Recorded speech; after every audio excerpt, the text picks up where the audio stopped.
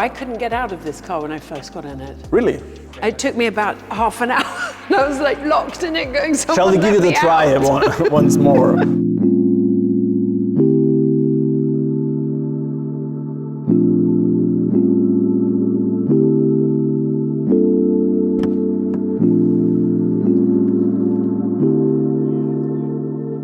Hello and welcome back to another episode of Kid in the Sweet Shop. So today, I've got an absolutely brilliant episode to bring to you. I've been given secret coordinates to come to this warehouse where Mechatronik have a hypercar collection. I have no idea what's behind this door in front of me, but I'm getting goosebumps because apparently it's insane. So if you want to see what's behind this door, please make sure that you like and subscribe. Right, I'm going in. Hi Bjorn, how are you? Hi. Mwah. Come in and find out.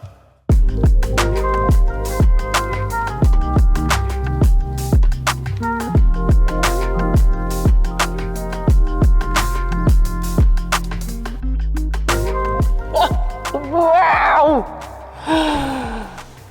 Something special.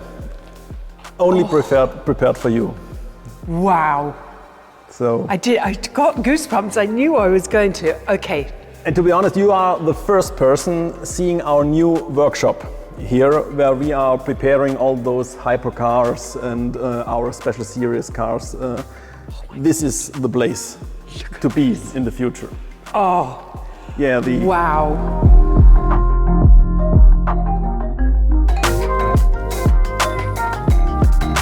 Okay, tell me, talk me through. Yeah, this is a Porsche 911 GT1 race car, and besides of that car is the street version of it. So you probably will not see it too often, those two cars together. This is a proper race car which was entered in the FIA GT race series, like the McLaren F1 and also the Mercedes CLK GTR. So this is already raced, it's already... Yes, this is absolute race car. Right. And how did it get on? Was it good? They won, it was a successful car? The Porsche 911 GT1 wasn't that successful in the FIA race series. The CLK GTR was the winner in 1997, and also the McLaren F1 was a winning car. Yes, there was some race wins, but it wasn't that successful car for Porsche. It wasn't. Yeah. You will see it if you compare the CLK GTR with that one. It's the more easier car to live with. You can see it also in the street version. It's more or less a 911. Yeah. It is nothing new so much. Incredible. What a style. I mean, it's just beautiful. Yeah, absolutely beautiful. I love it as well. And how long has Mechatronik had it? For 2 years now. 2 years. 2 years now, and also this one we have for 2 years now. Amazing. So, and it has only 140 kilometers, so it's brand new, 140? never driven. Yeah, 140.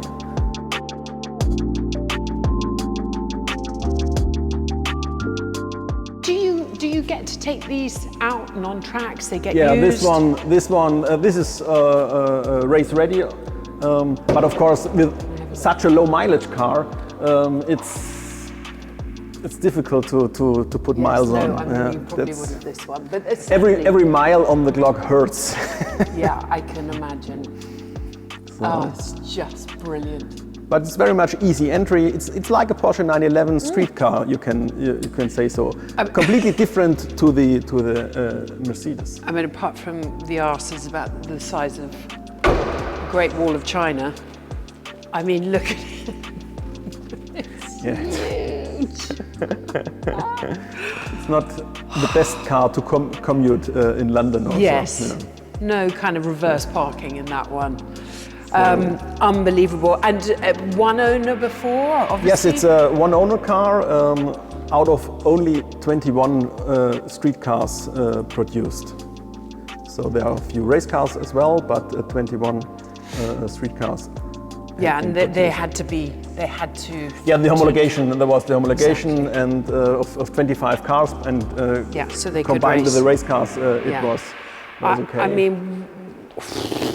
Yeah, the CLK Roadster.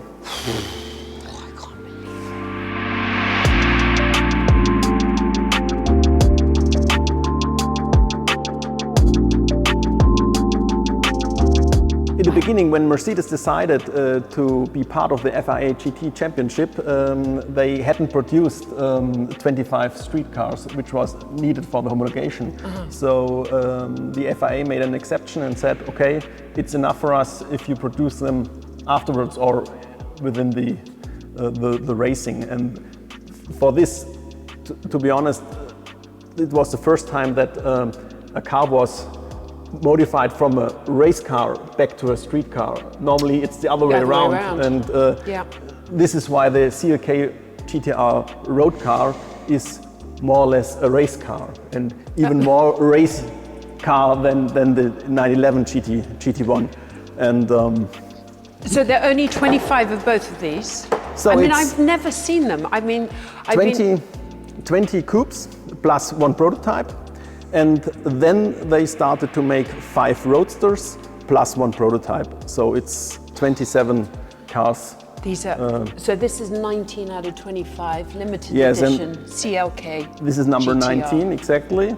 And this is the only car in that color. It has only 400 kilometers on the clock now. And it's a first-hand car delivered to a very, very special and good Mercedes client. And he kept it always in his collection and did not drive it that much. So I can't believe it. I've never seen them. I've never seen them on the road. You know. Yeah, it's really, really rare to see them. Yeah. And it's even more for the roadster. For me personally, it has to be the coupe. This is the more special car. But if you want to drive it through Monaco and so on, you have to have it with the roadster because it's more easy access to go in. To get in. Yeah, that's a nightmare with the coupe. Oh, look at that! Oh my God, that is just... Both cars have the 7.3 liter V12 engine. You could, V12. as a customer, you could choose from the 6.9 standard V12 engine or as an option, the 7.3, which had a little bit more horsepower and more torque and so on. I mean, but we are talking about silly amounts of horsepower anyway. Oh my God, this is just... And when was this produced? It started in 1998 to 2000, and then in 2000 the Roadster came, and I think they made it until 2001, 2002. And the coupe had a price tag of 3 million Deutschmarks net, which is more or less 1.5 million euros plus tax. So I'm not sure about the Roadster, but it was more expensive, of course. Yeah. What would it be now? Well, we are with the Roadster. We are around 11 to 12 million euros right now. So. Who parked it so close to the back? Yeah. I mean, we pushed not it a lot of room, is it? I think it was Pascal. I would have been getting very nervous. Living at a limit, I would say so. Oh my God, it's just unbelievable. I can't believe I'm actually seeing them. So this would be your favorite? Yeah, the coupe is my favorite because it's a Mercedes. Freaky. The problem is to get into the car, which is really complicated. And Mercedes AMG... It's really fat here, isn't it? Yeah, then they look at this. Here you have a luggage set, of course, for the weekend. That is fabulous, and this is the only... Yeah, I'm afraid. Yeah. So... That is awesome. It's for a very short weekend in Monaco. You would need to have my kind of legs, wouldn't you, to get in there? Yeah, definitely. Short people. And you can remove the steering. Okay. Otherwise, it's almost impossible. To get in. And they made the seats especially for the first owner. And if you are unlucky, the first owner was very small, Yes, exactly. you have a problem. Butt in. So I fit in. That's a good thing. That's all that counts. Yeah. And look at the bubbling here. This must be the heat. Yeah, in the this engine, is right? the heating problem, and almost all cars have those bubbles. I don't think it's a problem. I think that makes all for the. It's the patina. Yes, it's the patina. It's actually what a monster is underneath there of an engine. Yeah, and it's not easy to remove everything because you have to open all those switches here, and you need 3 persons because you have to go like this. It's not easy to maintain that car.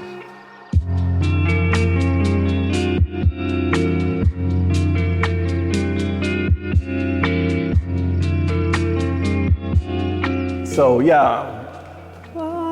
This is a very, very special car, and if you ask me what would be my most favorite car here, this would be the car. I mean, it's just... It's very, very rare. Only 7 cars produced. It's the Ferrari 250 GT Interim Competizione.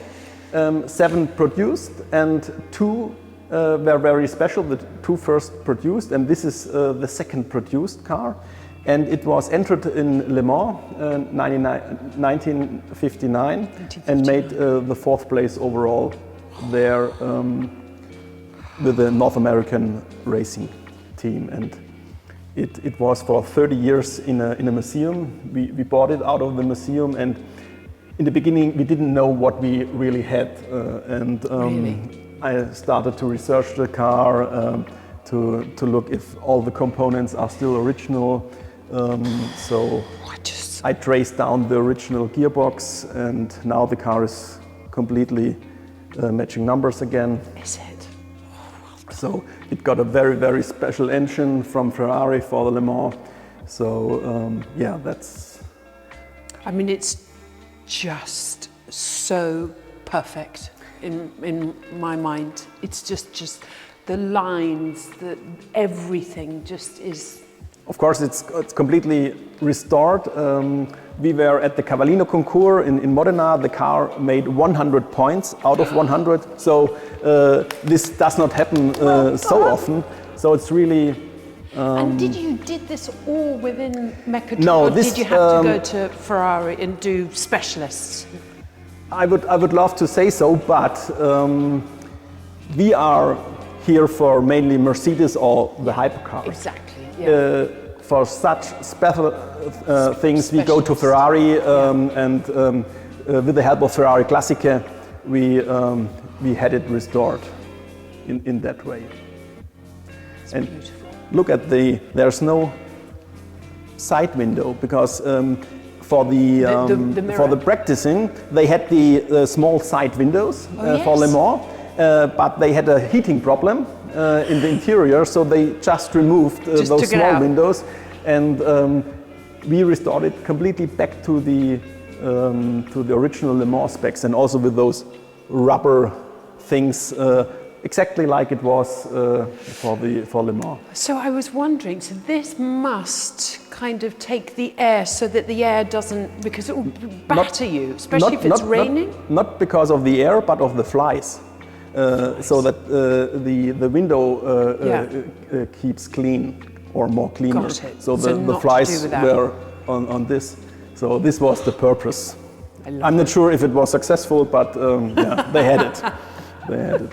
So. I mean, doing 24-hour with your side window wide open must have been. Yeah, definitely.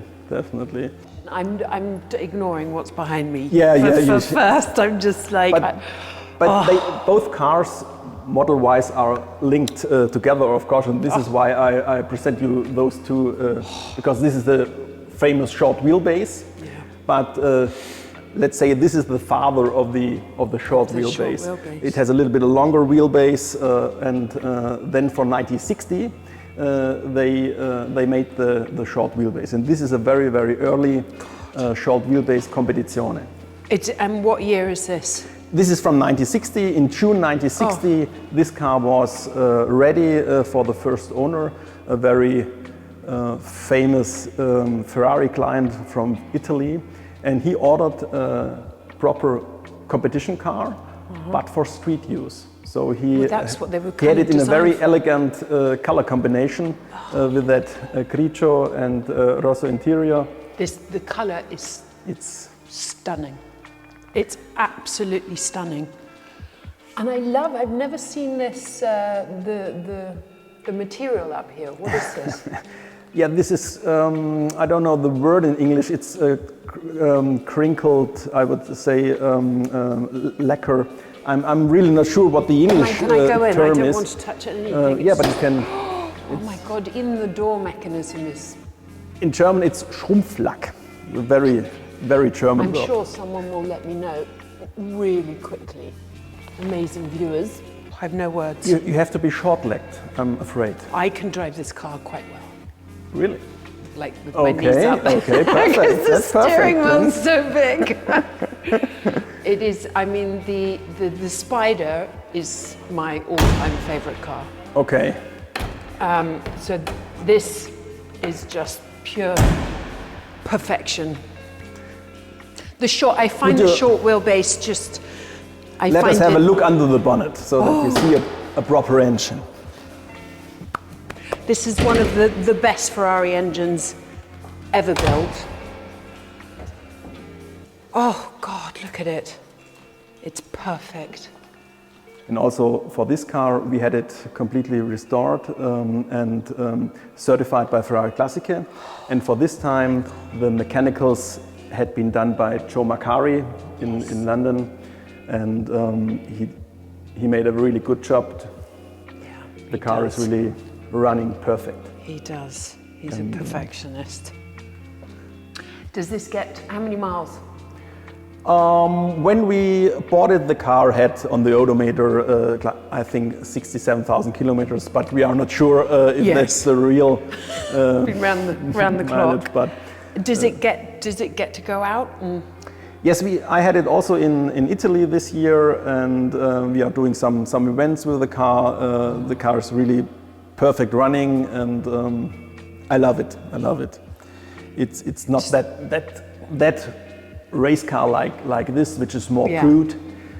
This is more refined, that one. So I really prefer to drive this one, but of course this is the more special one. I don't know what to say. It makes me quite emotional, this car.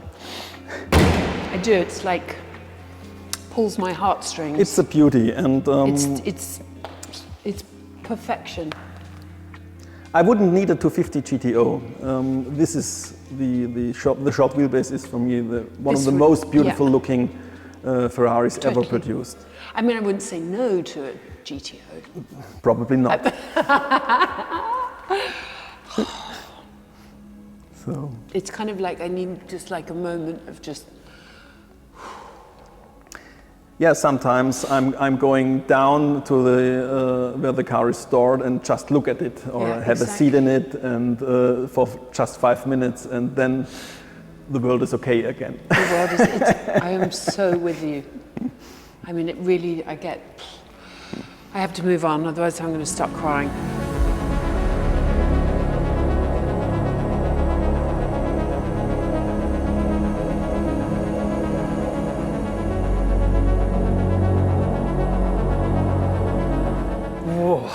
Okay, another holy grail, let's say so.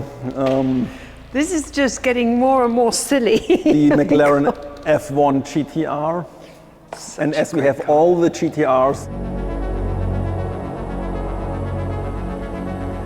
I'm happy to present also the P1 GTR and the Senna GTR. This Senna is just ridiculous, isn't it?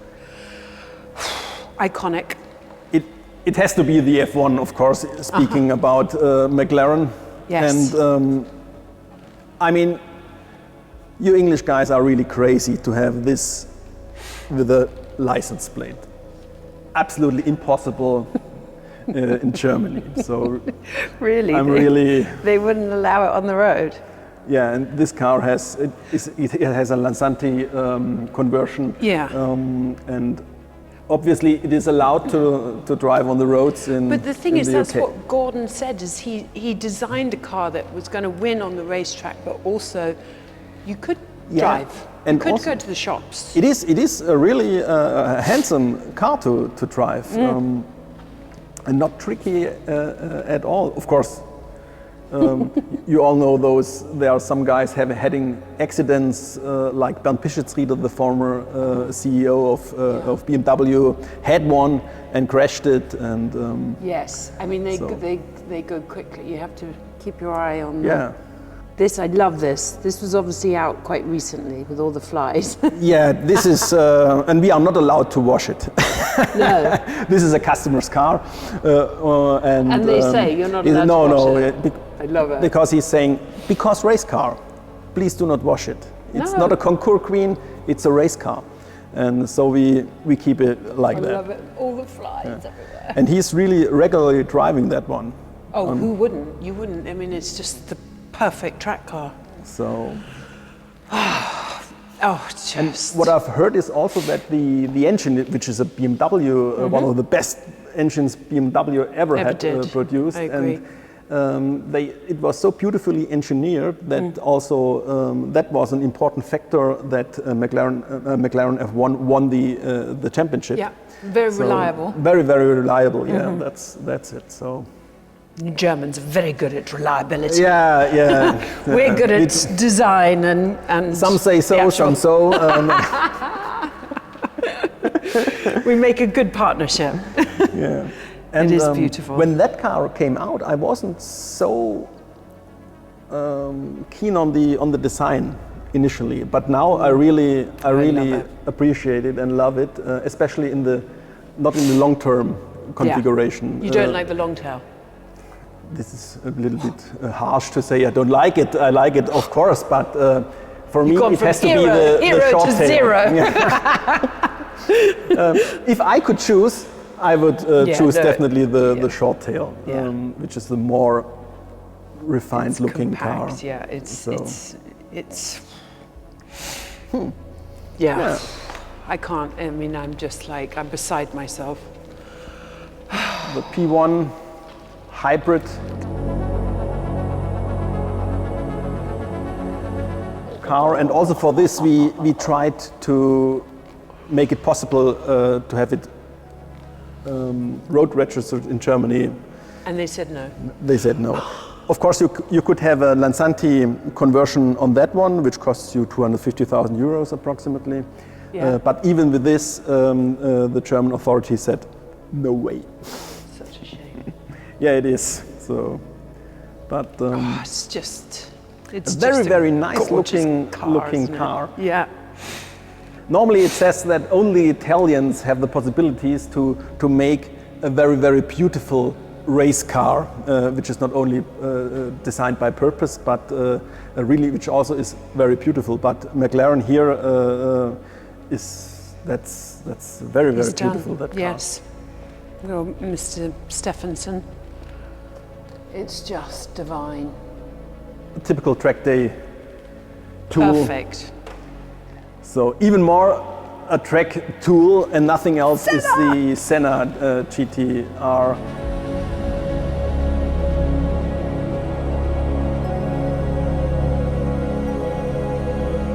I couldn't get out of this car when I first got in it. Really? Yeah, because they've got the up the top. Okay, It I took see. me about half an hour. And I was like locked in it, going. Shall we give it a try once more? Yeah. So it is the one, isn't it? You have to get out up here, or almost silly. Yeah, That absolutely silly car. That one. I love it. I love silliness. And you should wear the serious trousers, otherwise you could see, everyone can see what you are wearing. And so, Yes. No shorts. no shorts. Yeah. It's just brilliant. Just, you can't not. I love it. I mean, that is just the most stupidest, ginormous thing I've ever seen in my life. Absolutely amazing. Yes. Yes.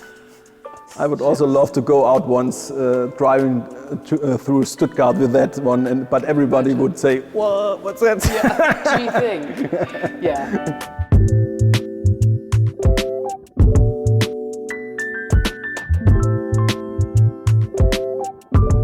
speaking about work of art. Oh! Perfect.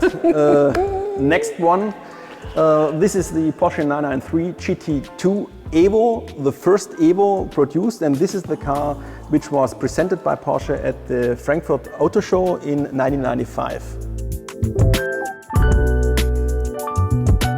The first owner went to the show, saw the car and said, I want exactly that one.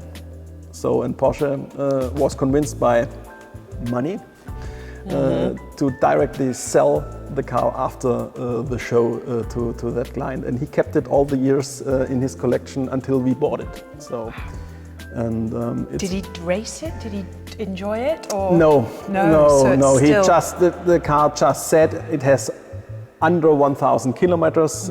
It's brand new, and of course, look at this. It's it's all painted. It's not a. Why this colours? I mean, it was done for the show, as a showstopper, and in the scene it has the name Harlequin. It's the Harlequin. It's a world famous Harlequin. So, and it's typical 90s colors from fabulous. The 90s. So it's absolutely fabulous. And explain the Evo. What is the difference? The difference between I have to start with the normal 993, and then they made the GT2 cars with slightly more power, 430 horsepower, and also with those things. And it was a homologation model for the GT2 series, which then also became the FIA GT Championship. And it soon turned out that they had to make some improvements, and so they decided to have a bigger rear wing, and also the front spoilers, other suspension parts, and a little bit more power. And so this was then the homologation model. So it's the souped up version. Yeah, and the problem was for Porsche that the people then had to start in the GT1 class with the Evo. That was the problem. So, and they were competing against the GT1 911 as well as the CLK GTR. So, and it had no chance in the GT1 class. It would be. It's a very tough competition. And now for us, the problem is if we race it or have it on track days, then we would more or less spoil the car, at least the paint. So we have to keep it in an as new form it is. So 445 kilometers the car is on the clock. Amazing. So never raced, which is a pity, and never enjoyed on the road. But I mean, look at this paint, it's incredible. Very, very special. I especially love the typical 90s colors of that. So this was, today nobody would paint it like that anymore. No. So. Well, maybe there's someone out there, but no, that is just, what fun. And going back to our roots of Mechatronik, I show you our reference car, which is in our collection and which is definitely not for sale and will never be for sale, because it's a completely unrestored car. I can see with all the leather, everything. Exactly, the interior is completely original. It has only 22,000 kilometers done in its life. It's from 1956. It is just pure perfection. And also the paint is still the original paint.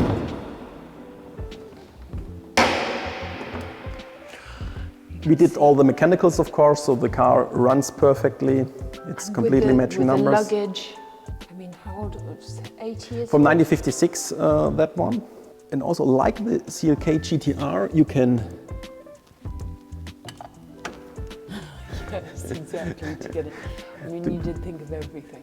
I mean, absolutely everything. That's Mercedes. That is exactly. Yeah. So easy access with the steering. Ultimate luxury. But the problem for driving that one is the heat inside. So hot. I drove it once in Italy when it had 40 degrees. Ooh. And it was really a nightmare because it was so. This is why the people are driving it usually With the doors the open opened. doors. Yeah. So, also very special is the luggage set for the car, very rare to find. Very. And this car will go to our other workshop you saw, because we are currently restoring another 300 SL I showed you, and our guys have to look how to fix everything. Keep coming back to this one. Because this is original, so and we restore the other car like it was originally. And how long has this one been in the collection? Oh, for decades, I would say so. Really? This is what I would say it's our DNA of Mechatronik, is that car, of course. Yeah, it is perfection. Well, I think I'm going to have to lie down in a cold, dark room after seeing all these cars. Honestly, I'm just quite blown away.